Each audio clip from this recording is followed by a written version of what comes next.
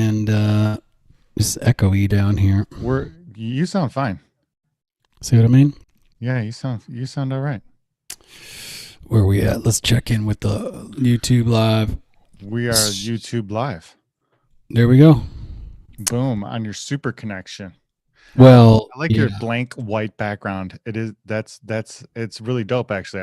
I kind of like clean backgrounds. Like I was just looking at mine and I'm like, dude, mine's way too messy. No, I like it because it has character. It's got character. I printed out some new golf pictures behind me here, and I put a pin flag up. Where's that from? This is from Aaron Hills. Ooh, nice. Yeah. I love that you Open. are all into golf, like all in. And like, all right, so you've been golfing for a long time, but Yeah. I love seeing this. I've seen a few friends do this, and it's like something about golf that is unbelievably addicting and unbelievably like just takes over. It just takes over, doesn't it? I mean, you're all in. 100%, man. You're like, I just can't wait to talk golf. I'm doing this. I'm doing that. I'm like, dude, this guy's all about it. Look, we got this puppy over here, and this thing's sniffing everywhere, and it just wants to pee everywhere. A little puppy peer. Honestly, man, you got a couple years left. Have you met Chippy Sunshine yet? That's the name of your dog? I love it. We call her Sunny, but her real name's Chippy Sunshine. Yeah, we call our dog Hunter, but his real name is Mr. Muddy Paws. Oh my God. It looks like Chippy a toy. Sunshine. Say something to the crowd. It looks like a toy. Sniffers. Yeah, it's a mini Labradoodle, and like mini. It should probably only get another 10 pounds or something, but it's a mini doodle. Yeah, mini doodle does it. So yeah, man, you're all in. It's the best. I love it. What got me going was I was loving golf, right? And I was playing. And I was having fun with it, but I wasn't that serious in it. I wasn't thinking about regripping clubs or getting new putters or doing any of that bullshit, right? So, but what I was serious though about, taking advantage of going outside, having fun, walking around when it's nice, doing all that stuff. So, I bought a couple of t-shirts from Bandon Dunes' website. And Bandon Dunes had a bunch of cool shit on their website, a bunch of stuff on sale. So I bought just 2 t-shirts. Okay. And they sent me this when I got my t-shirt. Oh, wow. Full magazine for free. Jeez, it's called Dream Golf. And it has, it's a whole book on pretty much Bandon Dunes, right? Yeah. Shows you some yardage action, shows you some pictures of the place. It's just really, really cool. But in the back here, excuse me, was Sand Valley. So Sand Valley is up in Wisconsin here, and it's really close, and it's absolutely gorgeous. If you can see some of the pictures of Sand Valley. Look at that, man. That's gorgeous. And I didn't realize how close it was to the house. Then I started looking at other courses that are around the house, and I found that there was a ton of kick-ass courses around the house. And then I started to put it together. I'm like, you know what? I'm like, there's a weird vibe about golf all of a sudden. I don't know why. Maybe it's the COVID thing. Maybe it's the outdoors thing, or one of the only things you can do with COVID. I don't know what it was, but there was something about golf that kind of like kept resonating with me, and it kept getting put back in my face. And so I was like, all right, I'll pay attention. I'll play the game for a little bit. Then I had friends contacting me. Hey, you want to go to the driving range? Hey, we have a bachelor party. What do you want to do? Let's go play golf at this place. Hey, you reached out to me and we're like, hey, let's do some golf action. I found a couple of YouTube channels that were really, really cool that kind of kept me going and got me more into golf even more. Then I started to like look into, oh, maybe I'll regrip my clubs or do something with my clubs and put a little money into my equipment. And then I was like, okay, this is kind of interesting. So once you start going down that rabbit hole, you start to get more and more and more into it, more addicted, you find out more information, you find out something else you can do. And it became like an obsession. It still is, but it was because I read this whole thing, and it was like, it's like stories about golf and about course making and about, like the life and about like, like what golf is and what golf does and what golf stands for and what golf can do for you and all that other shit.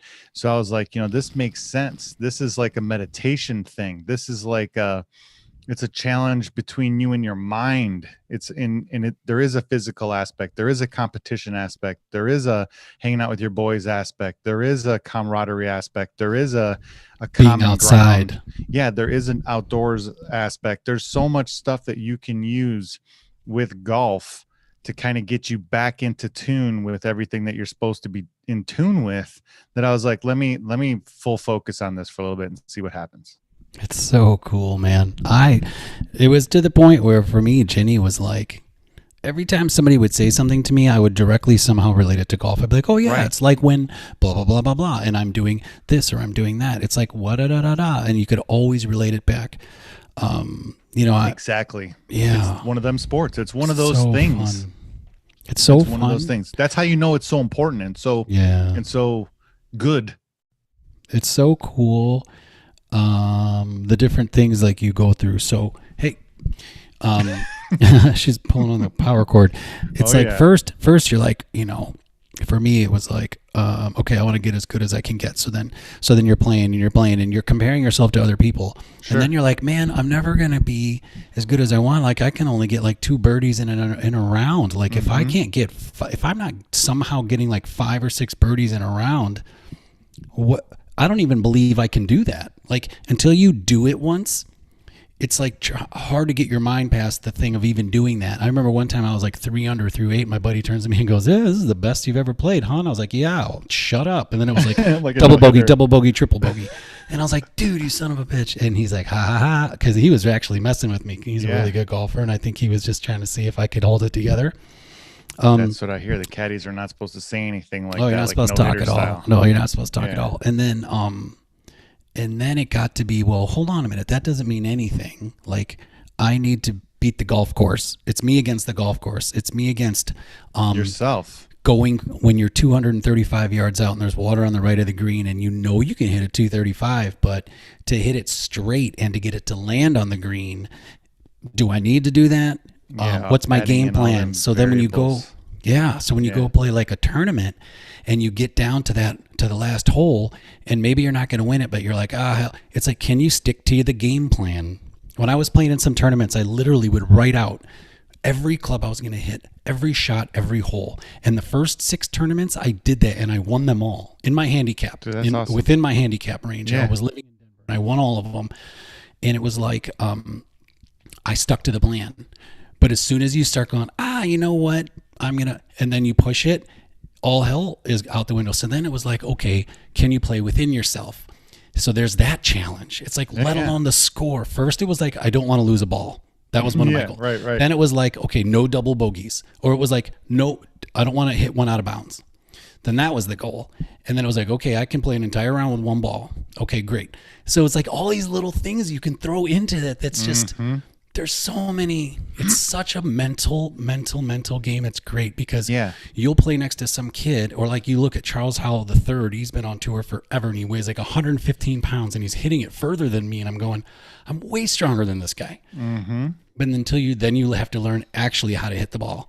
It's so fun, man. I love it so much. It is. It's a challenge, and it's one of those things that you can never perfect it either. That's one of the things that I love about golf, or anything that's like almost impossible to get perfect.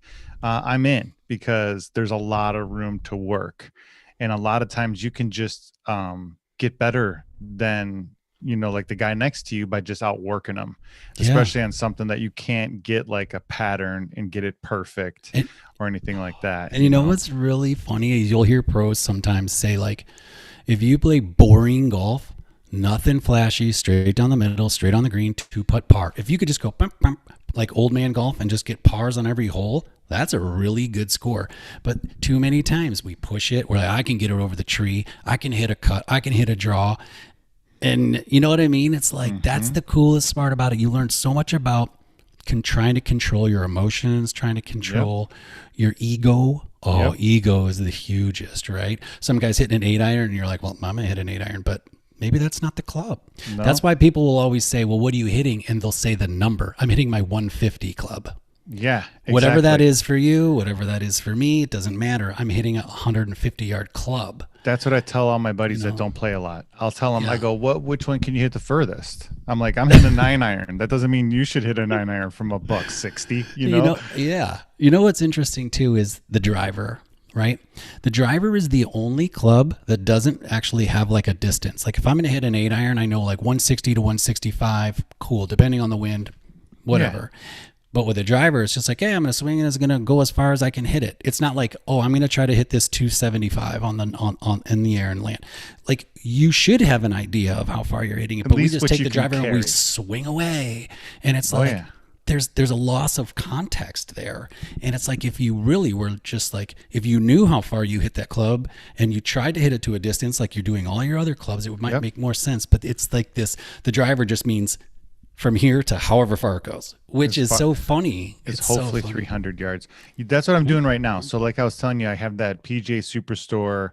It's like a players club or some shit, but you get to go into the PGA Superstore and you get to play in their little bays for free whenever you want. You just got to schedule it. So I've been going in there. That's cool. And yeah, it's really cool. And they have launch trackers and launch monitors in there. And they give you the balls and everything, and you just hit into the net. It's not even the screen one; it's just a net, and the launch monitor's above you, and then they have a computer set up, and you can watch all your stats and all your your shit. So you can see your carry, your ball speed, your swing speed, your distance, your all that stuff. Yeah. How far you miss, left, right, all that shit. So what I've been doing recently, to your point, is I have like a notebook that I've been keeping, and I wrote down every single club in my bag. And then I go to the simulator with like 4 clubs because they don't let you bring the whole bag into the store because I guess people are probably stealing clubs and shit, putting them in their bag. Walk in with a caddy and a full set. You have 2 clubs coming in and like 18 going out. Oh yeah, good point. That's kind of what I think they're doing. So I bring like 4 clubs at a time. And then I go in there and I hit 15 shots with each one of the clubs.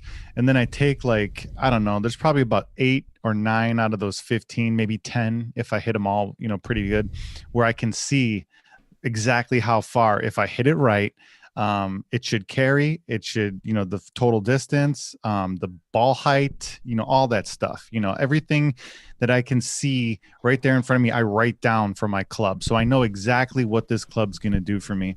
And then I switch. So I've only done like half my bag so far. So I still got to do the other half. But I just started doing it because I waited until I re-gripped everything like I showed you. Oh yeah. In order, to have what I'm going to be playing with when I do this. So dude, that's awesome. I think that's the smartest thing. I didn't do that for the longest time. Hey. She's just chewing on the carpet. Come on. Oh dude.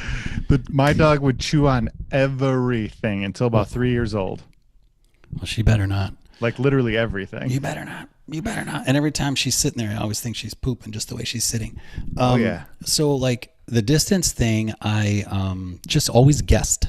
I always had a kind of an idea, but I didn't really know until a while. You never measured. I never really truly, And so, because I never really was on a launch monitor. One of the coolest games you can play on a launch monitor is TrackMan has a thing called the Combine. Combine is great. So you start with a 60-degree wedge, and it's a 30-minute, or I think it's a 30-minute program essentially. Just writing shit down. Get 2 shots with every club, all the way up to driver, and you have to. It'll say 60-degree wedge. It'll say 60 yards. Or something like that. It says 60 yards, and then it'll say 80 yards. Then it says 100, and it keeps going up like 20 yards all the way to the thing. So you get 2 shots with each club to see how close you can get to that number, and also like how far right and how far left. Yeah, and then it ranks you. It'll rank you with everybody in whoever does it. Yeah. So it'll show you like what percentile you're in, and how, and then you can start getting better. And it's such a great drill because pretty soon, that if you have a 60-degree and you're swinging like a 3/4 swing, real chill, like that should be 60 yards. Actually, it's 60 miles an hour actually. And then you can really get dialed in with it. Dialed in, yeah. So that used to be one of my practices. I would meet my coach. We would go through a combine, and then after that, and then I would go off on my own. I would do one more combine, and then I would just try to do it without the TrackMan, and week by week to see how my consistency was getting. And what I learned from that was, I took my 60 degree and I said, okay, a full 60, and not like 100%, but just like a full swing, like boom and normal would go, like let's just say 105 yards or whatever it was. Sure. Dude, 105 yards. I'm in a room with like nothing. I don't know what she's finding. That's 105 yards. And then I worked on the 3/4, and I got it to the point where it's like my 3/4 60 was like 75 yards, like on the button all the time. So anytime I was within 75 to 80 yards, I was just like, boom, this is a perfect 3/4 60. And it would be boom right on the green. And then it was like, then I just got to step up and make a putt. And it was so, not confident building, but yes, but you didn't have to think, you didn't have to do any calculation. It was like, sweet, I know what this shot is. That's what I need. So comforting. And then you do that, and then pretty soon you're doing with every club. I know my gap wedge is 125 to like 120, whatever. If I want to choke down a couple inches, then I know it's like, then it's a 115 club. And then you start getting like that, and it's so fun. Then the whole game changes because now you feel like you have an advantage. Sure. You're like, I'm not reacting to this course. I'm going to try to put onto the course how I play. Mathematically play it. Yeah. Like how I play it. Right. So then you're like, because they'll say, except there are theories that say, okay, you'll hear pros say, well, I lay up to my favorite distance. Now there is something to that, except if you lay up to 100 yards and I crush a 3-wood to try to just get it down there, well, statistics will show that if I'm at 80 yards or I'm at 75 yards out and you're at 100 yards out, statistically, my next shot's going to be closer to the hole than yours is, because I can get it closer from 75 yards than you can over the average of large numbers that I'm going to be closer. So then the theory is, no, whack it and get it as close as you can, because you'll be able to get it to the closer to the hole. Yeah. And so there's all these little things, like all these little nuances, but if it does come down to it, like I know I want to be about 75 yards, or I want to be back at like between 120 to 125, because that's like a full gap wedge, and I smooth that club. Right. I'm the same way. I was caught. That's why I got that 54. That's right. Because I was stuck where like you said, I couldn't hit anything inside of 120, 125, because I had a 60 and my full 60 was, like you said, maybe 80 yards ish or something. I don't even know. But it was like one of those things where I would have a gap between 80 yards and about 120, where I'd have to try to do something fancy or stupid, and I'd always end up fucking up those shots. And I would always be like 100 yards out, like right there. I would always be right there. The hole would be like 386. Funny. I'd drive it like 286, and I'd be 100 yards out. And I'm so like, fuck. Funny. So then I learned how to use my short game a little bit better. And then I was like, okay, now I'm losing all my strokes on putting. So now I'm working on putting, obviously. I love it. But in order for this whole distance thing to work out, I was like, you know what? I need to get a rangefinder so I can actually see exactly where I'm at. Mm-hmm. So I picked up a rangefinder as well. So I have some way to really tell where I'm at, instead of, walking it off from the blue, red, and white sticks or whatever, or some sprinkler head that you found in the ground. So I'm gonna try to use some tools to try to help me out a little bit and see what I can do. And then I'm gonna try to get a handicap set up, like you said, as well, just to have it. And Marco he's always wanting to play against me, but he's like, dude, I need some shots here. There's no way I can beat you without shots. So I'm like, here's what we'll do, dude. I'm like, next year we'll put, turn in some scorecards and get like our official handicap, and we'll see what's up. And then we can use that to go head to head or something, in the summer. Yeah. You got it. They say you can do it with 5, but you really need to have 20. You really need to have like 20. Yeah, it's like 20 and you take your best 10 or something, or what is it? The handicap is really weird, because then it used to be like 30% of what you're capable of or something like that is really what it is. And now then they changed it where you can't log scores when you play by yourself, which is kind of counterintuitive to like golf itself, because it's all about being truthful and being honest. Yeah. But now you're not trusting that I'm going to post my own score by myself. Like, what happened to the whole honesty thing? And why would I unless people do it all the freaking time, man. But why would you do that to yourself? Yeah, why would you do that to yourself? And then you go out there and play, and you're like, I'm an 8, and you fucking shoot like a 96. It's like, come on, you 8. Well, I played a guy who said he was like an 8 or a 9, and he hit shots that like an 8 or a 9. Okay, from time to time will hit, but I was just like through the thick grass to a downhill slope to a low pin on really fast greens, and he's like sticking them. I'm like, okay, one's fine, but you're doing this all day, dude. This is a pure padded handicap that you have, and I hated it.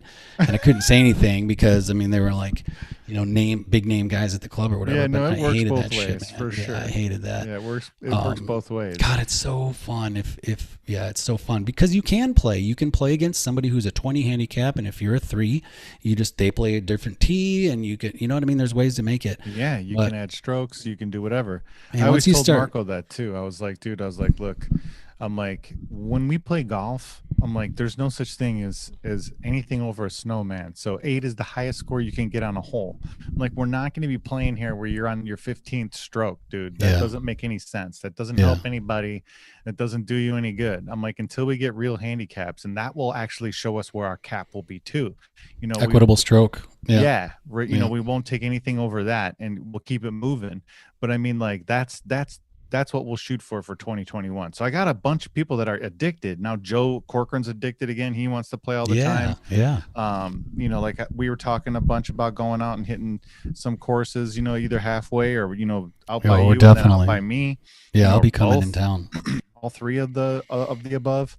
It'll be awesome. Oh, it's so fun. And I don't like it when people are like, well, you know, you guys are good. I don't want to play with you guys. And it's like, no, I want to play with people that are just out to have fun, man. And like, I know we play with all athletes, right? And then so you get out there and then they get upset because they're not doing this. And it's okay to be pissed off from time to time. It's fine because you know you can hit it. Sure. But it's like, to some extent, yeah. I mean, unless you're practicing 3, 4, 5 times a week, and like you chunk something or you skull something that you know you've hit thousands of times, then you know there's really no reason to get too upset about it. Even if you do, you shouldn't get too upset. Like I always tell everybody that, because you know. I'm like, dude, the worst thing you could possibly do while playing golf is get pissed off about your golf game. And I'm telling you, if I see somebody getting pissed off about their golf game, and I know they play maybe 4 times a summer, it just drives me wild because I'm like, dude, you're just doing this because your ego is hurt, not your golf game. Yeah. Your fucking ego is hurting right now. Because people are watching and stuff. Yeah, no, you know what's embarrassed. I used to do it the actual opposite way, and it's funny. I did the same thing with music. Really, I used to not try. I used to be like, hey, if I don't try, then it doesn't matter. But then it's like, then you can't be accountable because you really weren't trying, even though I was trying. But I wasn't trying. I don't give a shit. Because if you're too lackadaisical, it's not going to matter. Like, you have to be so, like, even keel the whole thing. That's why Tiger Woods, like, does it how he does it. You know, he's just, like, stone-faced. He doesn't want to talk to anybody. And I hate that. I remember when I was playing a one-on-one against some guy, and it was like a match play thing. And I'd never met him. And I got to the club that day. I was like, it was like when I had first joined Phoenix Country Club, I was like, fuck this guy. I'm not going to fucking talk to him. I'm not going to say shit. I'm going to fucking win. That's all there is to it. Well, the guy ended up being a great guy. We had a great time, and he beat me. And I was pissed, but I was also like we had a great time. And he ended up becoming a friend of mine. Nice. And I was kind of mad because he took me out of my game. Like, because once you're palling around, then it's just like an afternoon, as opposed to like, I'm pretty competitive. Focus. Yeah. And so I trying to balance that, right? Trying to balance like really competing with also just trying to have fun is difficult. It is. Too. And that's why Tiger does what he does. He won't talk. I don't think when he's out there, like if you ask him a question, I think he'll reply, but I don't think he doesn't keep it going. Right. Oh, how about your family? I think he's like, yeah, the family's great. Thank you. You know, it's like, and he moves on. Puts his head down and keeps playing for millions of dollars right now. I'll talk to you after. Well, that's definitely the thing. And I think that that's why I love Harris English. He's like my favorite player on tour. Oh, interesting. Because the dude is like as stoic as it gets. Like he just sits there and chews that gum. He almost looks like some sort of like badass lawyer that knows something you don't. You know what I mean? And he's got loud dog. Yeah, you know, he's got that. He's chewing the gum all the time, and he hits that. He misses a putt. He's like, you know, like, okay, you know, and then he moves on to the next hole. Yeah, and then he drives it down the middle, hits it on the green, and tries it again. You know, and he's just as stoic as it gets, and he's as boring as it gets, kind of too. But I love that, like that consistency, and like you said, you know, like he simplifies the game extremely well. Yeah, I love that shit. There's something really cool too about actually walking. which I'm sure you're probably into if you've had a chance to do a lot of it. But a couple things for me. For one, I always play better when I walk, and it's probably because you have time to think in between shots. So I remember Luke Donald one time saying, who I'm a fan of because he went to Northwestern, even though he's an Englishman, but I just liked his game. And he used to be number 1 in the world, but he'd always be like, look, I allow myself 5 seconds after a shot. He might say 3, but 5 seconds to be pissed. Either one. I'm allowed to be pissed off for 5 seconds, then let it go. And I try to learn, what did I learn from that? Okay, I was too fast, blah, blah, blah, blah, blah, whatever it was. I choked down, whatever it was. And then he moved on. And I love that when you walk, you get to do that. But the other thing about walking is you're constantly in the grass. 2 things about walking. You're constantly in the grass with your feet. So you know what it feels like. So like when you're coming through the rough, like you can feel just how to hit, what the grass is reacting like, just like that. But then also when you come up to the green. So when you come up to the green, you should be looking at the green.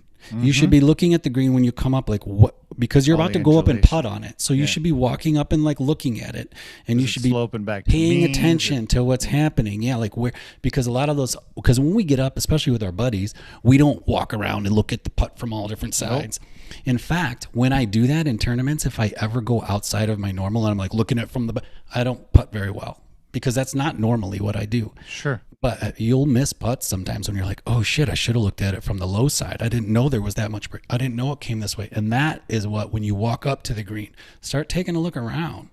You'll learn so much just by that. And then you see your buddy hit. And so he's hitting from the side and you're walking up and you're paying attention to what it's doing. You're like, oh, you can learn so much. It's so cool. To walk if you can. Oh, in all the good courses, you pretty much have to anyway. Yeah, it's true. A lot of them won't. Like, if anything, some of the good courses will make you stay on the cart path, and you got a 90 off of that, so you're bringing 4 clubs with you anyway. I hate that shit. Right. So then you're like, I might as well just walk. I might as well just walk. Exactly. You know what I love doing? Like you said, in order to get that same vibe, or to get the same practice, or to get the same feel of like reading the greens and putting and stuff like that, what's helped me more than anything, and this is going to sound crazy, is video games.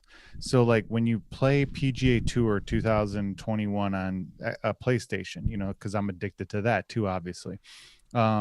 You do that. You see how the green breaks, and then you have to move this cursor left or right of the hole, up and down of the hole, to make the putt curve in and drop and hit the break and hit the upslope, downslope, control speed, do all that stuff. Mm-hmm. So when you do that, you have to read the green like you would if you were really putting.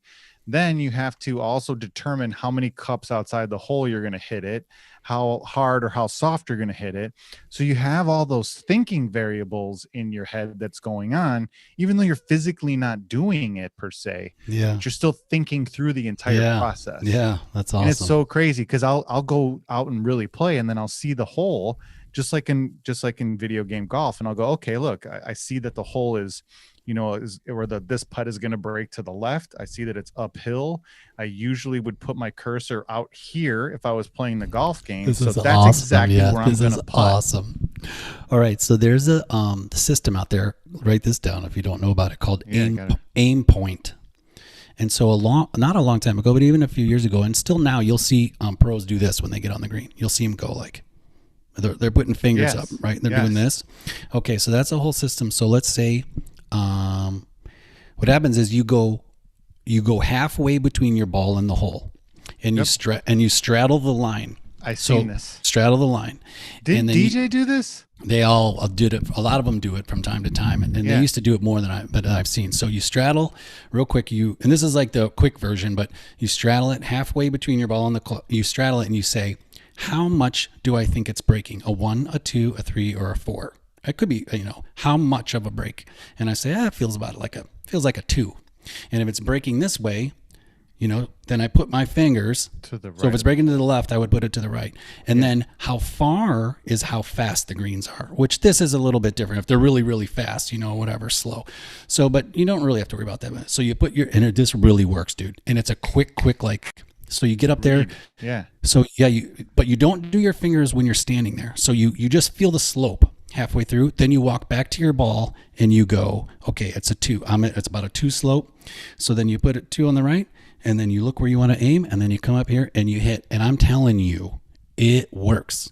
So it's just fingers outside the hole then. It's just fingers. So if it's like a 3, it's pretty slanty. I put my hands here and I put the cup. The cup is like right here, and then I say, okay, so that's my spot. And then it'll be like 6 feet, especially if I'm far away. Like that'll be like 6 feet outside the hole. Because of the perspective. Because of the perspective. Yeah. Try that shit. Because it's kind of what 100%. You're doing with the thing. It's called aim point.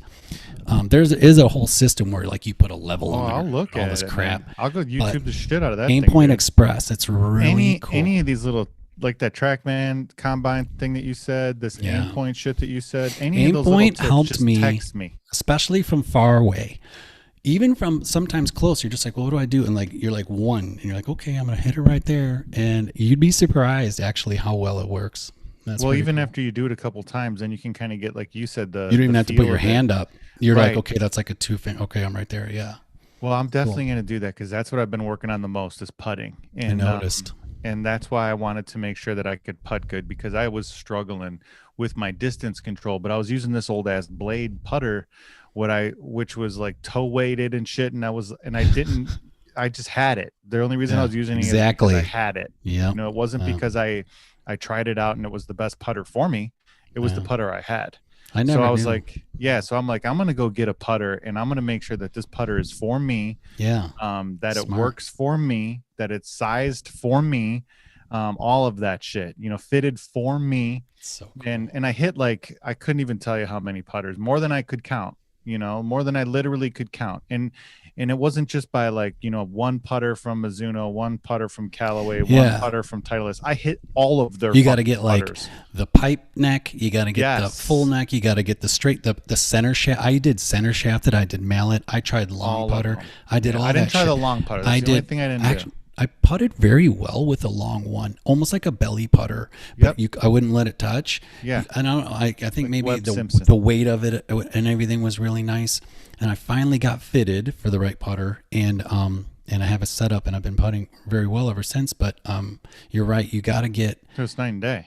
And then you don't even. Sometimes the putter that fits you isn't the one you want. It wasn't. It really wasn't. I was just like, this isn't the putter I want. And at all. It's like an X. It's like a triangle thing. And I was just like, I was even struggling with I kind of just want to get this one because I like the look of it better. Well, there's a lot to be said for that too. It is. There is standing over it. Yeah. But I would putt.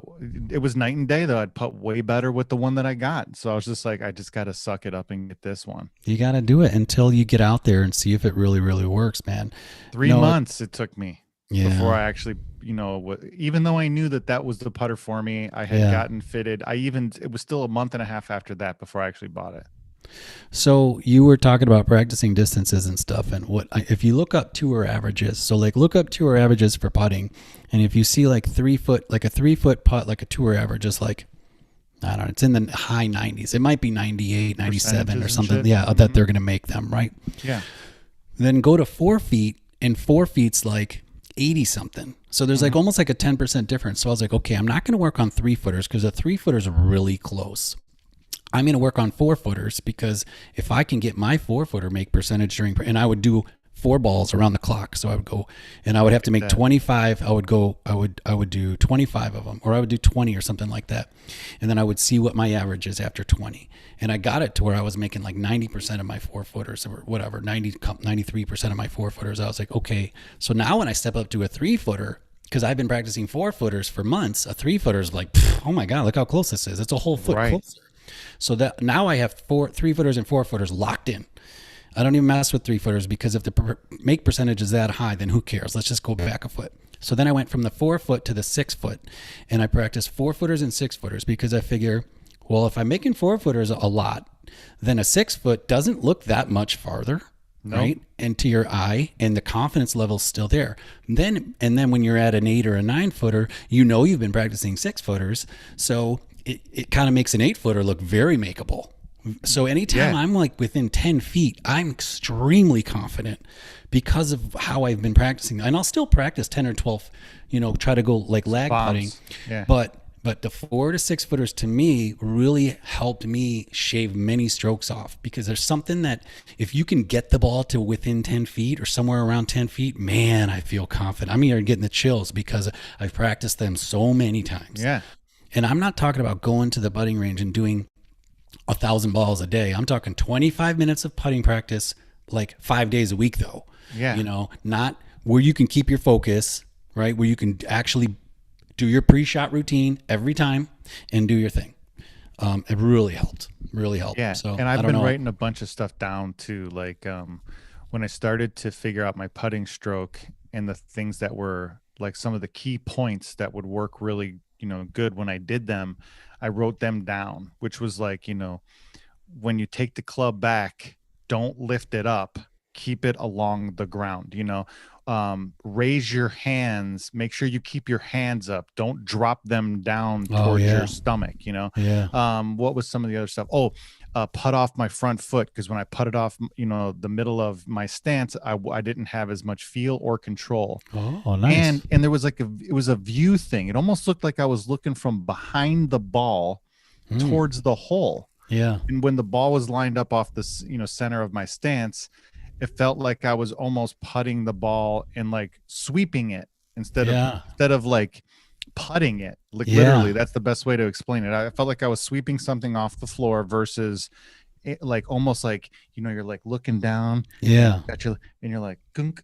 Okay, yeah, now I see where the ball's moving. And when I made mistakes or if I pushed it or pulled it, I could tell right away. If I pushed it or pulled it, if my stroke was wrong, if my read was off, that's fine because I just misread it. Yeah. But if my stroke was off, that was the problem.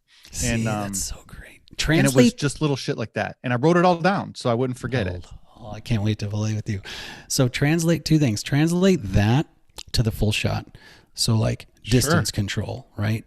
Who cares if you pull it, if you slice it, it doesn't matter. But if I pull the ball and I hit it 135 yards and I'm pin high, awesome. I had one of the two things of the equation done. Figured right? out. So get the distance, and then if you push it or you pull it.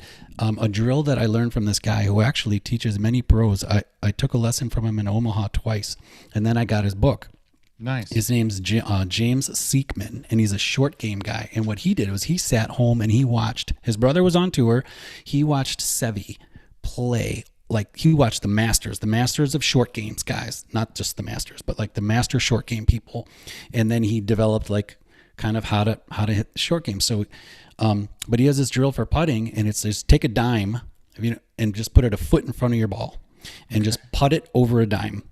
Because the width of a dime that far out means that you started the ball on line. Right. And that's like the whole key. So if you do nothing but just anybody putt over a dime a foot out in front of your ball, if that's the only drill you do, you'll be starting the ball on where you're trying to hit it. Yeah. And that's huge, right? Oh, it's huge. That's like the best drill ever, really. And that's then to your your point, putting green thing that I have, that because it has a channel. Cool. And you can see when I record it, you can see if I hit it in the channel, it'll stay in the channel.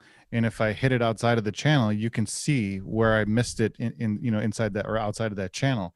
And the same thing, like I heard another drill, just like what you were saying about putting straight, was get a yardstick and take the yardstick, put it down, put the golf ball on one end, and then just try to putt it down the yardstick without it falling off.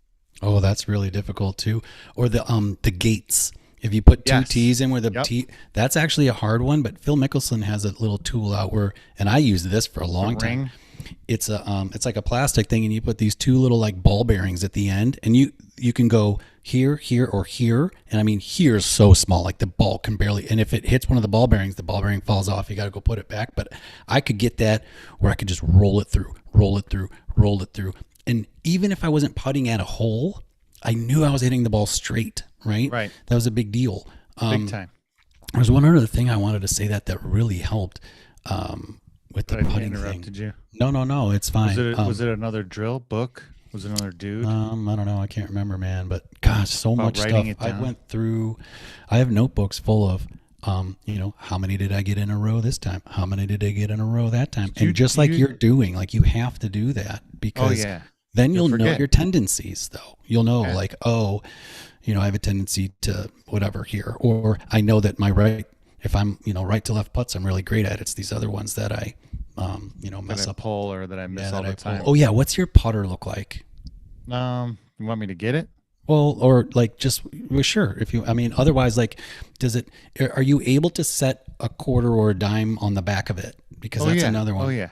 Because what they'll do is if you put one on there, then you swing back, and if you go forward and it falls off, that means you're too jerky. Coming through. You just want to be like, boom.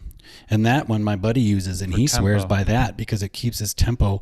It's not like he's not swinging at the ball, because you were talking about trying to hit sweeping or brushing. Brushing it. Oh, that was a great word. That's why I couldn't get distance control, because like you said, I would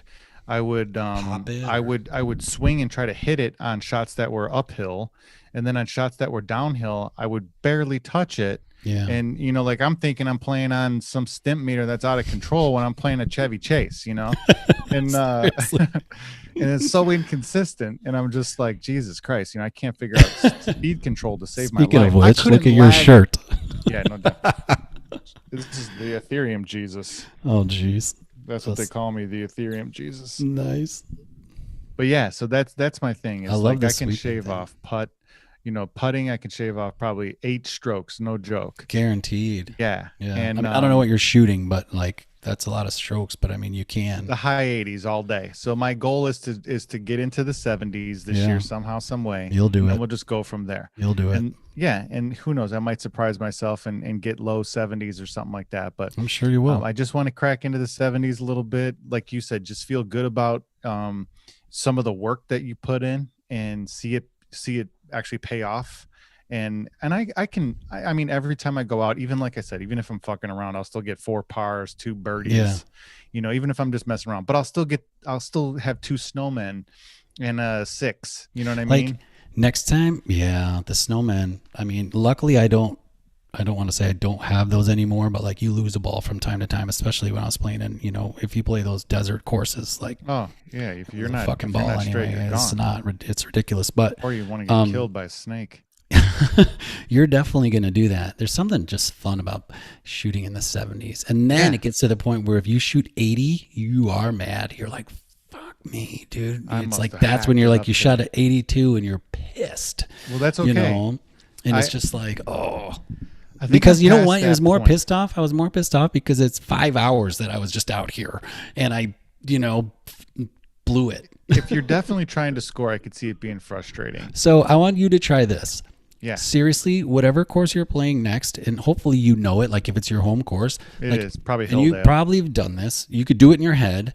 Well, 2 things I would love you to do. But number 1 is make a game plan for the next time you play and try to stick to it. Write down, you think in your head, okay, I usually hit 3-wood off this tee. Depending on where the wind is, I'm going to hit 3-wood.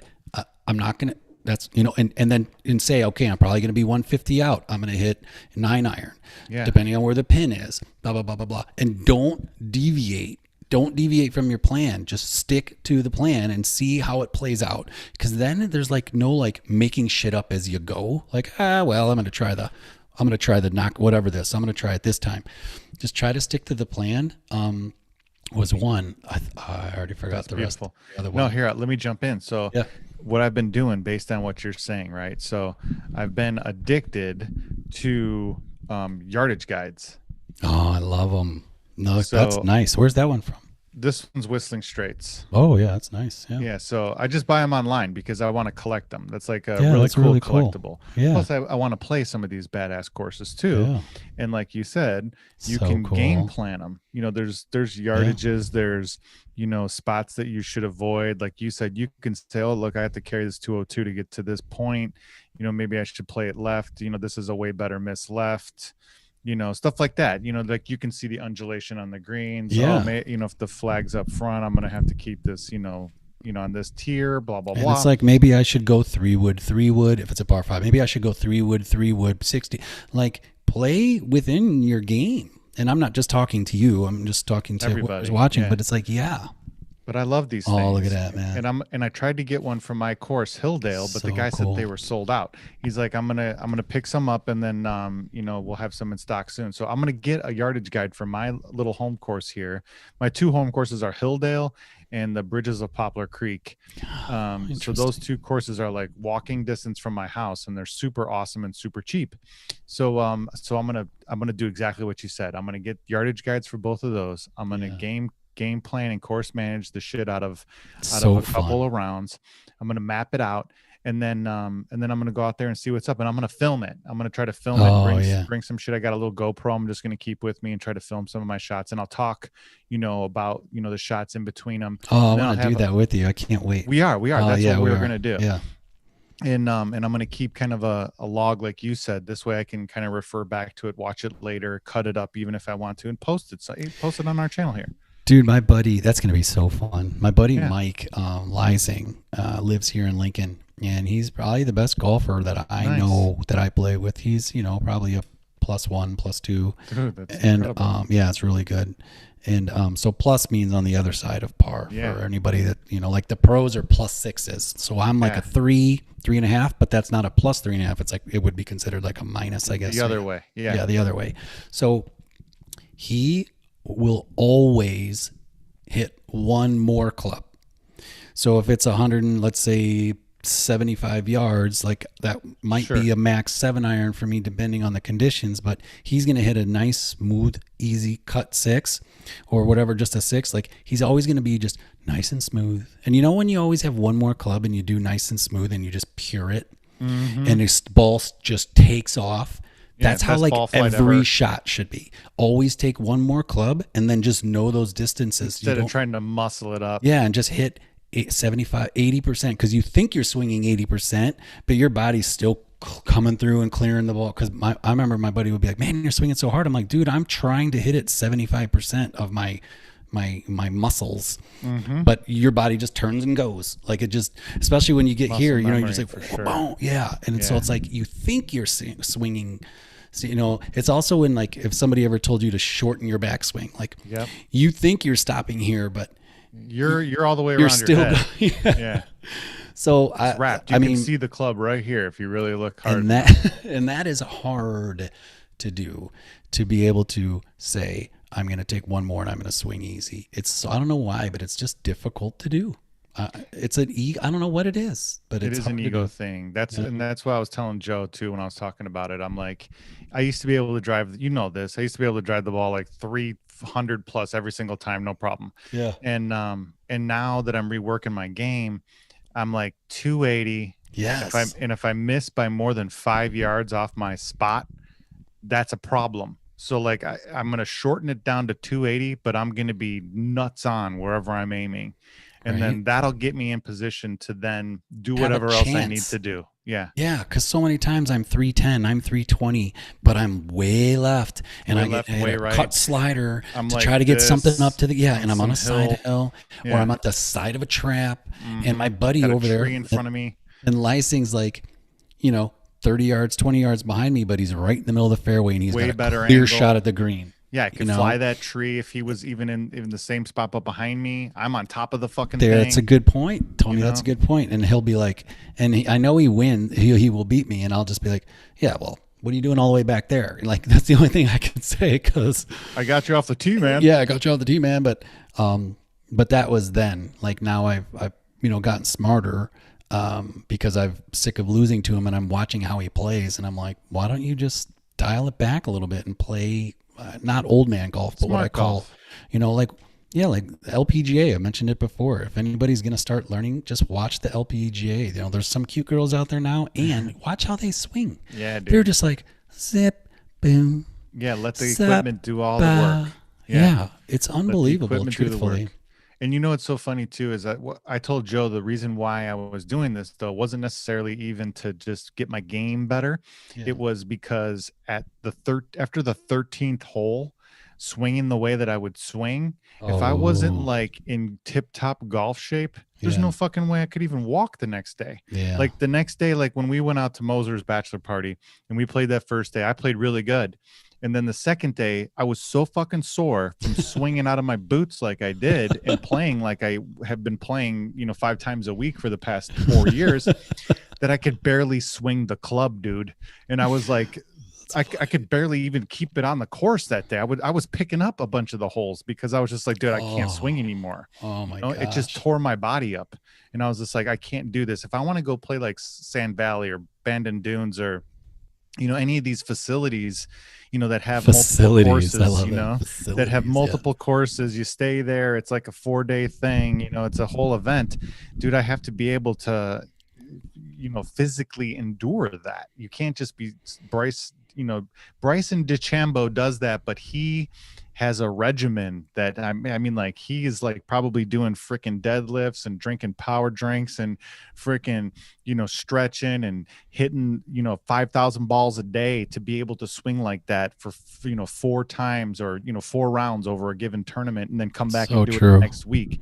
So nobody else could swing like that. Trust me. You know what's cool about those courses too, as opposed to like Chevy or Hilldale or whatever the hell it's called, is that you'll hit every club in your bag. Where, you play the courses that we typically play. It's like driver, wedge, driver, 9, sand wedge, putter. driver, 9, putter, driver, whatever. It's you're not playing that many. So that's why when you're playing the courses like that, it's like really find out what clubs you're hitting the most and know those effing distances, man. Oh yeah. And some will say know the full shot and know the 3/4 shot. That totally makes sense. I get that for sure. I would say if you don't know the 3/4 shot, then know the full shot and then know the I'm going to choke down 2 inches or like an inch and a half type thing. Cause that supposedly like every inch takes off 10 yards. Sometimes when I choke down though, I don't know what it is, but I pound the ball and I'm like, dude, why don't I just choke down an inch every time? I kind of started doing that. I didn't realize like my hands were so high up on the club that the end of the club would sit in the meat part of my hand. Like I actually had hand off the club. So I slid my hand up, just so that my whole hand was on the club, and it was like a choke down thing, and I started hitting the ball a lot better. And I was wondering why, and it was all control because the club would just slightly move, at the base of my hand. Because my hand was actually covering the end of it. So my hand could actually move on the club. Well, that too, but also you're shortening the club, which would make it stiffer. Yep. And then you should have more control. Yeah. No, that's awesome, man. And my swing plane and everything. Yeah, it was less wristy. It was more framey. That makes way more sense. No, man, no, I know. And that's why I'm saying all this shit, because I know how analytical you are. So I'm just dumping a bunch of crap at you and like whatever you feel like grabbing onto. It's so fun, man. Oh, I can't wait. I'm writing it down. No, that's what I'm saying. It's kind of killing me right now because I want to get out there and do something. Like Corcoran was talking to me. He's like, dude, the first nice day we have, we got to go do this, and this. I go, look, dude, if the winter becomes too shitty. If it's 50, I'm like, let's go south. I'll drive south and we'll go find somewhere to go play. I could care less if they have temp greens, whatever the fuck. I don't care. We did that. What do we find? We found Tunica, Mississippi There you go. We looked at the map, me and a buddy, this was years ago, and we said the same thing. It was like February or April, whatever it was, March. Fever, you and he goes, Tunica, Mississippi, Joel, it's 50 degrees. Let's go. And he drove and I flew somewhere and I met him and then we drove down and we played. And it was like because we had to hit it on the course. Like we couldn't, no more simulators, no more Top Golf, no more whatever. They didn't have Top Golf. I'll get there, trust me. Yeah. Well, still, I mean, like even driving range, simulators, all that shit's great and all, but you have to get out and actually, because you can't take divots and you can't pinch the ball or you can't spin the ball like you really would on a real course in a simulator. I know you can get really close, but I mean, you can't get through a ball in a simulator until they come out with like fake divots or some shit. No, that's really true. I would say like the spinning thing is interesting because people will be like, I can't spin it. And I'm like, well, anybody can spin it. You're just not hitting it correctly. Right. And it's more of like your club like this than it is your club like this. Yeah, you're not trying to actually hit backspin, man. Up like that. Yeah. I did all that shit too. And then the part that's really that plays the most is the ball. I mean, you're not going to spin a fucking Pinnacle. I mean, or a range ball. I might be able to spin a Pinnacle to stop, but it ain't going to come back, or ain't going to hop stop. Like, nope. I probably won't. And so you have to play the right ball. That too. I try to explain that to a bunch of guys because they're like, "Hey, how come, like you don't have spin on the ball, blah blah." I'm like, "Cause I'm using fucking $10. I'm using $10 a dozen Bridgestones, bro." I'm like, hey, Bridgies, if you get the right Bridgies, those, I mean, those will spin for sure. Yeah. Has great balls that you can use. I switched to the Vice. Oh yeah, those are good balls too. I played. I got the Vice Pro. Those Kirkland balls, I don't know if they still make them. Yeah, I played. Oh, is that a fish on there? That's funny. Yeah, they got it looks like like some kind of walleye or maybe a pike or something, but it's like skeleton. Look like a little walleye, yeah. So, yeah, these balls are really, really nice. And I've been putting with these balls too, like when I practice putting, because even putting, you can feel it. For sure. It's totally different. The cover is night and day. It's like click. If you hit like a click, ting versus a pop. Just like a soft, you can feel it. No, man, it's so great. All these things that you think that like only pros would know or pros. No, you just need some time around the ball. That's it. Do some homework. My one thing would say, just like I say with the guitar, take your putter and put it in the corner and just carry it around the house. Yeah. You don't even have to putt because you get used to how heavy it is. You get used to, then you'll know the weight of it. Then you'll know how hard you're going to hit it just because of the weight of it in your hand. So just walk around the house with it. If you want me to get it because it's right there. I'm looking at it right there. Oh man, when you took a picture and you had the whole putting thing, I was like, oh yes. Dude, Dakota bought me that for Christmas. Oh, what a great gift. Yeah, so she bought me that for Christmas because she's like, I see you down here at night watching these golf videos all the time. So I wanted to get you this for Christmas. And I'm like, that's an amazing gift because I refrained from buying one because I knew that someone would probably get me a bunch of golf shit for Christmas. I got that for Christmas too. But that's why I pretty much asked everybody was for golf shit for Christmas too. Yeah. So, it's a good gift. I always think like a dozen golf balls. Yeah. A dozen nice golf balls to a golfer is like gold. Like that's a really good gift. You know what I mean? But these days, Titleist Pro Vs, you're looking at like a $70 box, man. You're looking at easily a $60 box. They were $55 last year, I think. Ooh. Does that one buzz when you hit it? Yeah, it's got the flag crazy lock, these it has days. slope, everything, all that shit. So, it adds the slope and everything like that. To that point, and I think I said this a while back when we were talking golf, but like, Nicholas always says, just hit to the middle of the green. Yeah. He goes, all you need to know. And so truthfully, like I like to have the number to the flag, but I'd rather have, okay, where's the flag? And then give me the front and the back, right? Because I know I'm not going to, if I know the back, then I know how to not hit it over there. And if the flag is back, then I know I'm just going to try to hit it to the middle, but my club, I will err on the side of where, you know what I mean? If I don't want to go deep, then I'll err to the low side with whatever, I'll go one club down or whatever. So just give me the front and the back and tell me where's the pin, but try to go for the middle. And we were playing in a tournament where I think I said this, but the cups were like 8 inches. It was like, and it was like a couples thing, but there was no flag in the hole because the public was also playing later that day, and so the flags were in the normal hole, holes, but you knew that all the big cups were right in the middle. So all you did was hit to the middle of every green. And man, I played so well. I actually had a hole in one, but of course it was an 8-inch cup. But it was like, because it took all the guesswork out of it. You're not trying to squeeze one onto the left side and then you miss it and it goes in the bunker. Always go into the middle. And if it bleeds a little to the right, you're still on the green. Bleeds a little to the left. You're still It's such a great, but again, that right there, if I told 10 golfers to go out and just hit to the middle, they would not be able to do it for 18 holes because sooner or later you're going to go at a pin. It's just too fun. On a par 3 it's just too fun. Yeah. And did you know the par 3s actually have your lowest chance of even, first of all, birdie? Like the PGA Tour average for on all the par 3s is like 3.1 something or 3. Sure. It's over par. Well, those fucking things. Those are not your opportunities. Tours, man. Yeah, those par 5s are where everybody scores. The par 5s are the ones, and then you got to go for some of those ones that par 4s that just happen to fit your game. Your game, yeah. You know what I mean? Like it just fits your eye. Everything sets up for you, whatever. But I didn't know that till years later. Par 5s. Yeah, par 3s. You're right because you got to get it on the green really hard now. Get out of there. Or no joke. They're like, Yeah. you just to get it on It's is like usually a feat 235. in It's like exactly. whatever. It's a Yeah, feat I in know. itself. And that's why I love, what's really popular nowadays too, is like at Bandon Dunes and Sand Valley and a couple of these other, facilities, like I was saying, they're all putting par 3 courses in there because it's like a really good way to play quick rounds with your boys, to get warmed up, to settle some scores or some bets or some competitions after the fact. It's a really good way, like you said, to almost dial your game in, because you have to, take some of those shots that are going to be the scoring shots, like those close, shots to the green and then putting. So you can get a bunch of that shit done. The stuff you really can't do on a practice range. You go and hit the par 3 course, and then you go hit the range, then you hit the par 3 course, then you hit the real course. I think you'd play 1,000 times better. Like even just hitting the range, right? Like I didn't realize the importance of hitting the range before you go out to play. I did, but I forgot. You know what I mean? No, it It's makes so sense. important. So important to go. And do it's stuff more like about like, especially if you're about to go play, then it's more about just tempo. It's like, just let me get my tempo in. Let me get a few solid shots.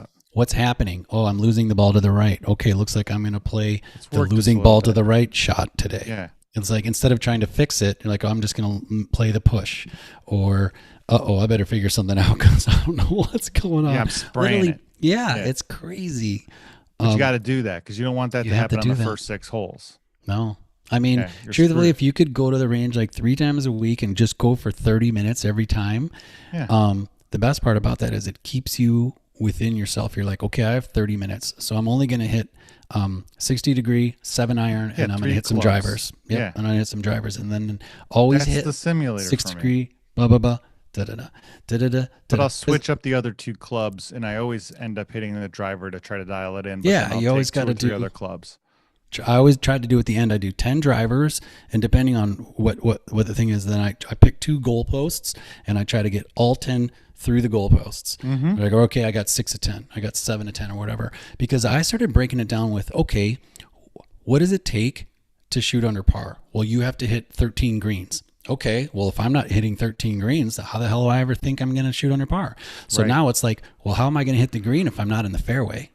Right. So now I have to hit, 7 of 12 fairways or 7 of 14 fairways, or whatever it is. So now it's like, okay, so step 1 is I got to hit 7 fairways. Out of those 7 fairways, I got to, and then I have to, however. So I started backing into that, and it's like, just giving yourself some simple stats to work off and that stopped me from hitting driver all the time. I was like, well, if I can't put the driver in the fairway, let's hit 3-wood. Okay, look, I'm hitting 10 fairways now. Awesome. Now I need to hit X amount of greens. Done. It makes it, it makes it more of a thinking game. But shit, if you're going to go out there, give yourself a chance, man.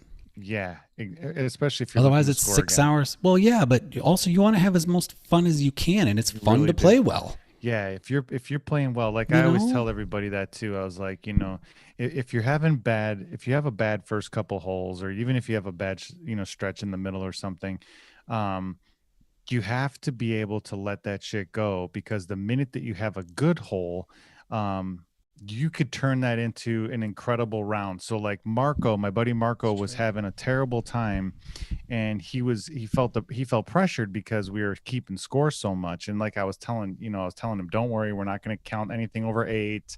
I told him all the rules and stuff. And he was still scoring bad. And I'm like, you know what? We're not going to keep scoring anymore. Let's just make sure that we hit the ball solid. We try to, like I said, put it on the fairway, not lose any balls, like you were saying. Try to get on the green, and try to make some putts. Let's not 3-putt, like simple stuff like that. And the minute that we started doing that, and we stopped worrying about scoring technically, he ended up playing really, really good and had the time of his life. And I was like, it's because you were too focused on scoring and worrying about what you had scored on the last couple of holes. So the minute that I took that game away from you, it just became about hitting the ball pure, having fun, enjoying the fact that we can do this, that we're out here, that it's nice, and all that stuff. And he had a blast. But it's definitely more fun to play good. But you can't play good if you beat yourself up, over the first 3 holes that you hacked up. Or you have like the 3 holes left, and you're like, if I just par out, I break my record. all time. And you're like, best score. oh my gosh. Like now you're going to play defensively these 3 holes. Well, exactly, because you just put the pressure on yourself. Yeah, and so you're like, okay, I just got to get it on the green. Well, as soon as you start playing defensively, man, it's so that's why the game is so great. So great. It's so great. Right. That's exactly why I was saying from the jump was like, it's a mental thing. It's not even about like there's a physical aspect, like I said, but most of it's just mental. It's like fighting yourself. It's fighting your habits. It's fighting your ego. It's fighting your, all of that stuff. Like you said, it's fighting the fear. It's fighting the worry, the doubt, stress, the worry. Yeah. Doubt, yeah. All that. And then you got your buddy over here who's playing well, and now you're Just actually smoking. you're trying to compete against him, which has no Now bearing on now what you there's should be doing. expectation, exactly. And then the ranger comes up to you because you're looking for your ball, and he's like, "Hey man, pick up the pace. You gotta hurry it up." Oh, that's the worst. And shit like that. Or you get paired up with, you're playing, 2 guys, you get paired up with 2 guys, and those guys just are burner players. They don't care. They just want to get through the round as fast as possible, and that speeds up your game then. And, you get caught up in all this shit. And like you said, you just gotta try to block all that shit out, still stay in the moment and have fun, but then be able to just not worry about what that guy's doing, not worry about what this guy's doing. That is the biggest thing. So especially like tournament golf or playing with somebody else that you don't know or whatever it like is. You were saying with Tiger. It's like, or playing with somebody. It's like trying to stick to your own game. So let's say you like to look at the putt from down here and you looked at the putt from over there, but you go out with your buddies and people start, come on, who do you think you are, Tiger Woods? It's exactly. Well, you know what? This is what I do. I've played with guys who are really good and really slow.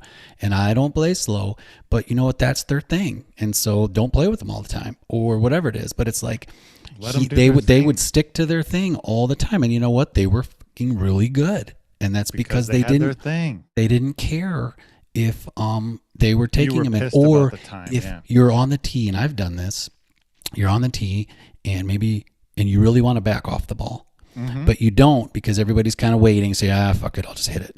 Or you want to go back to the cart and get, the other club that you should be hitting it in, but you're like, fuck it, I'm just gonna. And then you hit, and then you're like, damn it, skull it. It's like you have to do that. And I'm not talking about trying to be awesome. I'm talking about you just paid $125 and your kids are at home and your wife's at home and you're out here for 6 hours. Like, then give it the attention that it deserves. The attention that it deserves. That's a great way to put it. It's like give yourself a chance and have fun. And then if you do everything right, at least you played your game. At least you did your thing. And you have something you can come back with the next time too. Yeah, and you learn. That's awesome, man. That's I can't wait to play. $125 is worth it if you either score and have the best round of your life, or the other thing is, like you said, you're not going to play that well, but you're going to come out of it with like a whole group of things that you can work on. Oh, you'll learn range, 1,000 things for the next time that you're playing out there, for the next time you're playing in general. Like there's so much. That's what I tell everybody. I'm like, dude, you didn't just blow $200 on this computer. You actually got, a tool that you can use now for a bunch of other things. It's not just something that you had, you use for, crypto mining or something like that. You can use it for Excel. You can do all these you can get online with it. You can give it to the girls for video. There's other things that you can do with these tools that you purchase for stuff, or with the education that you get. Like, hey, I tried this business venture and it cost me 30 grand and it failed. Well, you didn't just throw 30 grand down the drain. You actually took that 30 grand and that's what you paid for your education. So now your education might have been a little costly in your mind, but you didn't just flush it down the drain unless you don't do anything with that education and with that, with all those learning opportunities. Then you did flush it down the fucking drain.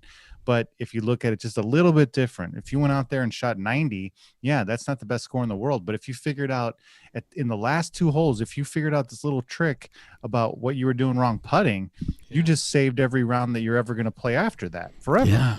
Or you're like, I finally figured how to hit out of the sand. Right. You're You like, finally figure out how to like splash that's out of the sand. yeah, like that's a big deal right in itself, you know. But you Or, shot 90, but that was still like the greatest round ever because you figured out, how to hold the club different. So now you're hitting arrows in the last 3 holes, but you still had 5/8 on the front 9. So that's so that cool. 90 doesn't matter.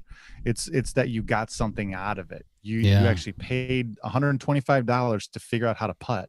Yeah, that's like a lesson cost these days, Yeah. you know. I mean, from Forever. a lot of people. No, that's so brilliant. I can't wait. This summer's going to be great. I'm only It will. 7 hours away. We'll make it I happen. know what I want to do is plan it where we pick a couple weekends, like 2 or 3 weekends this year, Sure. put them on the books and just say this is where we're going to go, and my wife knows and everybody knows. Put it on the calendar. And then just hit it up. And if it's me and you, that's great. And if Joey comes with, or Marco comes with, or whoever comes with, that's awesome, man. It's going to be so fun. If you got some boys out there, like what I was thinking, and just in general is kind of like what I was saying. Like I go out by you, and we play somewhere out by you. You come out by me, and we can pick a spot out by the old school neighborhood here, like you said, Chevy or something. Yeah, like it would be fun. Then we pick a spot in the middle. And we both drive, to the middle spot. And Perfect. We play like you said, Deer Run, whatever. Yeah. But that would be like a perfect scenario. That's what we're gonna do. Have some framework, and then if we do anything above and beyond that, that's great. But as long as I go out by you, you come out by me, we meet in the middle. Those three Love trips would be fucking amazing. That'll be perfect, dude. I think the Chevy thing is, we should do Chevy. I'll do Hilldale, whatever. I think Chevy would be fun because we both kind of started there. And also our people know it, like where we're from, they know it. And so they might be more apt to watch too, just because it's a course they know. When's the last time you played that? Shot at 82. It was probably 5 years ago, 4 years ago. So recent. Yeah, it was probably a handful of years ago. I was That's out there pretty for recent, because something. I was going to say, because they did change a bunch of shit out there. Yeah. So I've seen it since, which it's really nice now. I mean, I like what they did with it. Yeah, they changed it for the better. And, 18 coming in, and there's some holes back there. And it's still, some of the old holes are obviously still the same. Still the same, yeah. But like 1 is whatever. 2 I kind of like. 3 is kind of like whatever. 4, yeah, man, I know that whole course. Yeah, well, we played it a billion times. We had passes on there for free forever, but that's why I was wondering if you had played it since like you left, because I was like, dude, they put a lot of fucking work into that place and changed it up big time. Yeah, I always felt they overcharged for it after that. That's why I was saying like, that. damn, that's why I was dude, telling they're you that. paying like 85 or whatever it is, and I'm just like, it's Chevy Chase. Yeah, that's why I was saying, man, like Bridges of Poplar Creek, the one that's right here next to I have to look Hilldale. that one up. Yeah, dude, that course is so fucking money. It's unbelievable. Really? And it has these long kick-ass bridges. That's why it's called Bridges of Poplar yeah, Creek. sure. And it's where Poplar Creek, the music amphitheater, used to be. See, I felt like I've played Poplar Creek, but this is a different one, right? Dude, this one's nice. It's really nice. It's right off of 90, and and there's some really cool holes and stuff that they have that almost feel like you're not in Illinois in the suburbs. It's crazy. Yeah. I don't know how else to explain love it. it. It just feels like you're not here. Yeah. Same with Hilldale, though. Hilldale's got some crazy nice shit, and it's a dump. It's not like a dump, but like they didn't the pro shop and like the little restaurant and like the little cart caddy shack is untouched from like 63. Oh, nice. Yeah. It's It's got untouched. charm. Yeah. It still has like the Caddyshack open scoreboard up there, that you have to write in with like a chalk. It's like old school, dude. Oh, that's awesome. It's really awesome. Yeah. I love doing that. I love going to really nice courses and then calling it a dump, though. I love like being like at like Bandon Dunes and be like, that's fucking dump. Place is like fucking somebody's Fucking backyard. dog track. Yeah, exactly. Well, that's Lynx Golf right there. You would take some dude from like that's hard, Florida man. who's played Yeah. like Bay Hill or something. You stick him out on like we were saying, like Sand It's Hill or something. difficult. Yeah. It's totally different. It's night and day. There's no I trees. feel- You're like, there's no trees here. It's like they don't need them. I feel like that's a lot of the golf that I ended up playing. So like the Firethorn out here is kind of links like that, which is what her parents live on, which we will play when you come here. It's Pete Dye course. It's There you go. That's all you need to say. solid. It's probably the number 2 course in the country, or in the state besides Sand Hills. Damn. And that's private though. Yeah, it's private, but we can play it. And, Sand Hill, I know, is private, right? Oh yeah, Sand Hill for sure. Yeah. But links, and then in Sutton Bay, which we'll go to, but we're gonna have to go within the next 2 years. That's totally links, which I don't really care for that style of golf, to be honest with you, because it's harder. I feel like you're not just like hitting a wedge and spinning it. You're like trying to hit the 7-iron that rolls up and bounces up. You carry this little ridge and or something. And roll it around the thing, and and the greens are huge, and I mean, they're all bowls or they're all they're gorgeous. Yeah, exactly, but they're hard. That's why you need a caddy when you go out west like that. You will for sure. Well, Sand Valley's like that, man. That's why I want to go check that place out, because it has that same vibe. It's only 3 hours from my front door, so I mean, amazing. If we went up to Sand Valley, dude, that's the spot in my opinion. I mean, Wisconsin's got a ton. They obviously Kohler, they got Black Wolf Run, and then they have Whistling Straits, and then courses there. And then the Sand Valley thing, too. Erin Hills. That's right, Erin Hills. Jeez, Lawsonia's up there too. Lawsonia's right next to I don't know that Lake. One. That's another one that's epic and old school, and is kind of got like a cult following. It's right next to one of the best fishing lakes known to man, in my opinion. Too. Really? Yeah. What lake is that? Green Lake, Big Green. Winnipesaukee? Yeah, no, that's probably is there a Winnipesaukee, or isn't there? That's from What About Bob? But I wouldn't doubt, because there's so many of those type of names of lakes up in Wisconsin. It's out of control. Yeah. It's all Indian names. Potawatomi? Yeah, exactly. Yeah, trust me, dude. We have so many. DM number 3?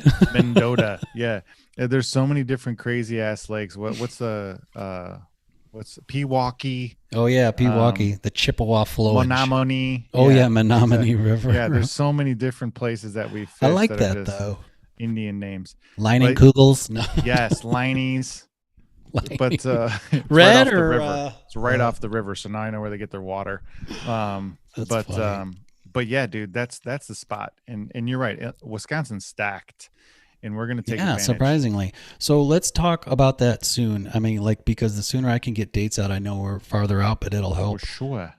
That's fun. Did you get a text from me on 100X today? Yes. What was it? To respond back. I was actually gonna ask you that. What happens if you respond back? So I see it because I downloaded the app because I was testing it. So I was like, with my move and everything, I've been really hands off on that. And I didn't know they have an app, but now they do. So now, or I didn't know they had an app. So now I can start doing the daily 100X, thing.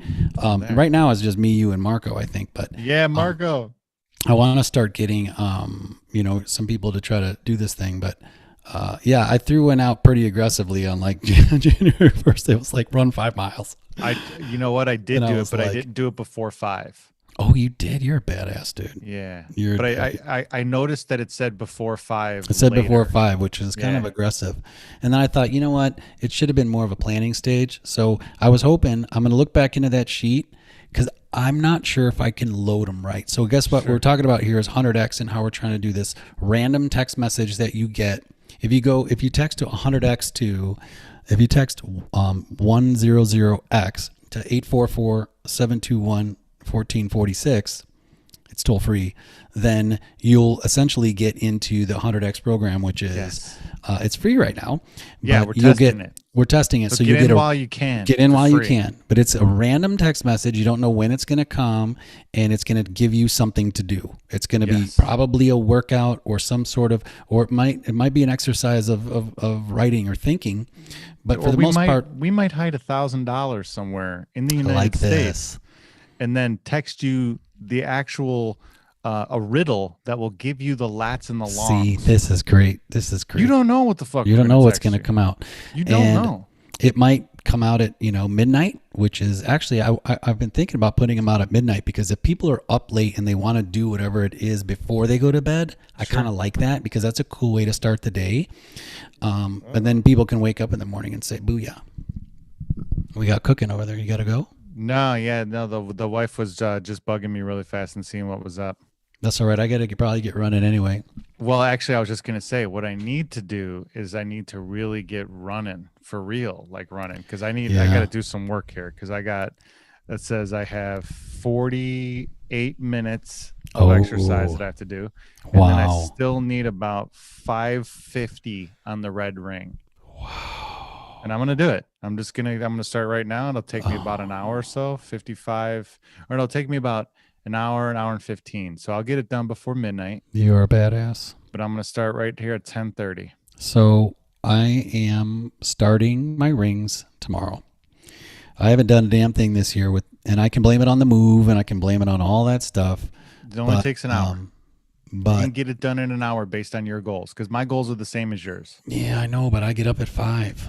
It's okay. You can still do it. You can still make it happen. And like the more active like you are during the day, like I'm not even joking about this. No. Like take out the garbage and don't think of it as I'm doing chores. I'm getting red ring points. For sure.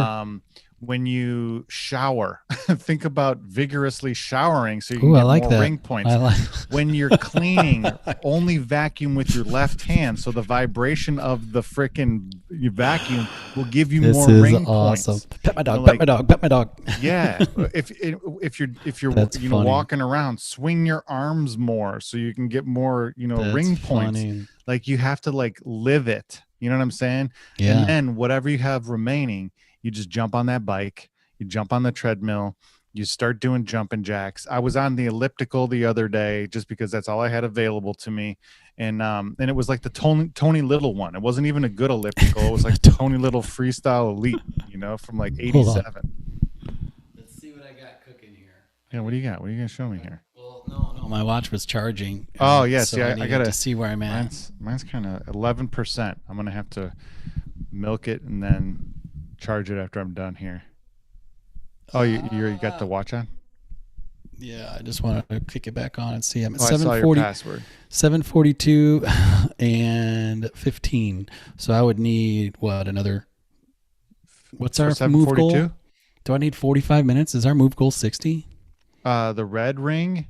No, the red ring, green one. Oh, the green one is it's always 60, but yours only can go to 30. Oh yeah. And then the red ring's 1100 for you still, right? So you need like another 350 on that too, or whatever it is. Yeah, something like that. So 350 and another 40. I don't think I'm going to do that tonight.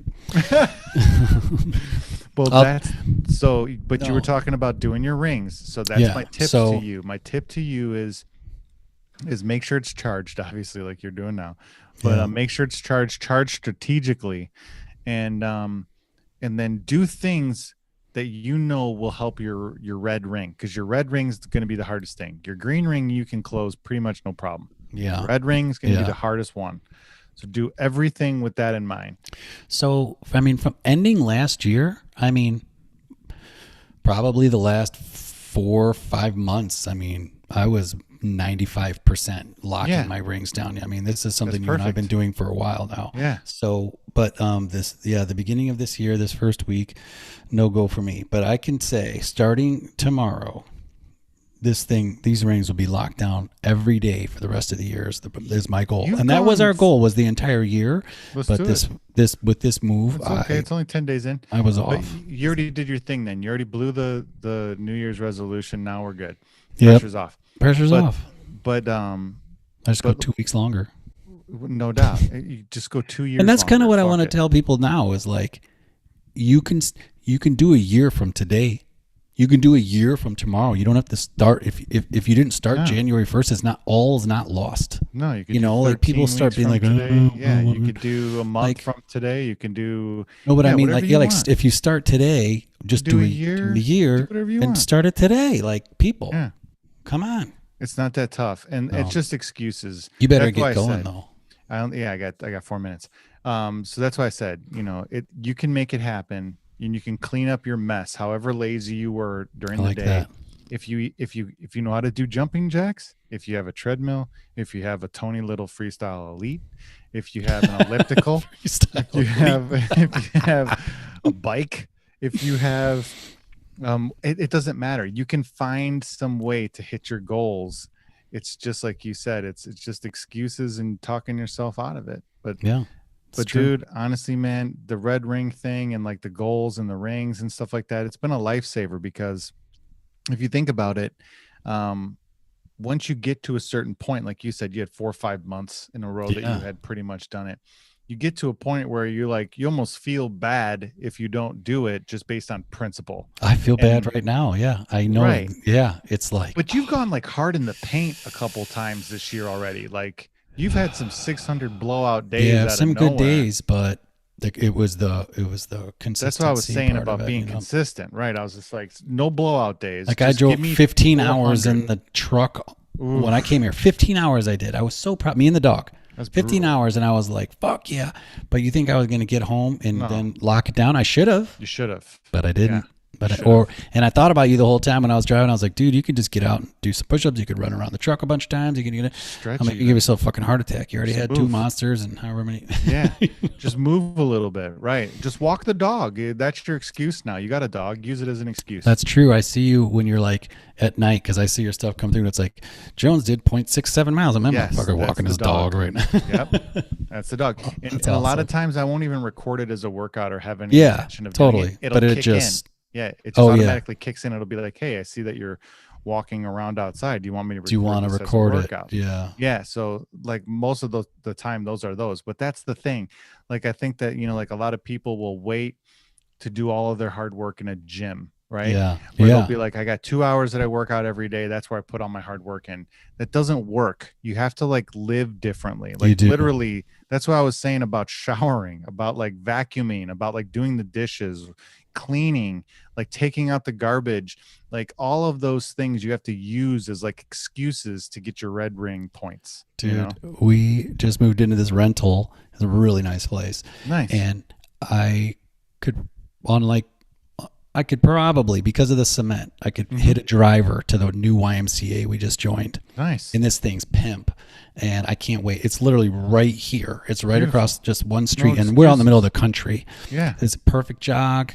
It's even better. Oh, it's going to be great. Yeah, this is going to be awesome. So wear the weight vest there. They'll know you're really fucking crazy. Dude. Well, I got my thing lined up for tomorrow. I got the bike sitting in front of the TV down here. Nice. Downloaded the app, and I'm going to start riding to some things in the morning while it's really cold here. And I got my kettlebell and my stuff out in the garage, and I'm pumped. So here we go. Tomorrow's my January 1st. Actually, it's January 11th, but I'll just pretend it's the 1st. I'll just cover one of the ones up. It's January 11th. That's your D-Day, baby. That's my D-Day, baby. Well, thanks for this. I know I've been MIA, but here we go. Golf, baby. This was a good start. I love your new setup. I love your new little look here. I love how you're holding the mic like almost like it's super pimp, and you're like some famous golfer that's I'm interviewing for the first time. Well, our truck is still 5 to 10 days out. They said they're not sure, so we have to. Half of our shit is here. Half of it's on the truck still. So nice. Well, there you go. Moving all that shit out of the truck should close your red ring. No fucking problem. I love it. It's all rings. Yeah. We'll get on it, baby. Yeah, thanks, I'm brother. On it. Let's do this again like Thursday if you have some time. If not, we'll try to do it whenever. I do. Just let me know. I'm in. All right, my brother. 100X, y'all. Let's do this. 2021. Get this golf shit out of my way now. I can't wait till my watch is buzzing later. Yeah. From you doing your shit. And if not, you'll be seeing me do like 6-minute miles at the end. So I'm sprinting trying to fucking get it done. So, all right, bro.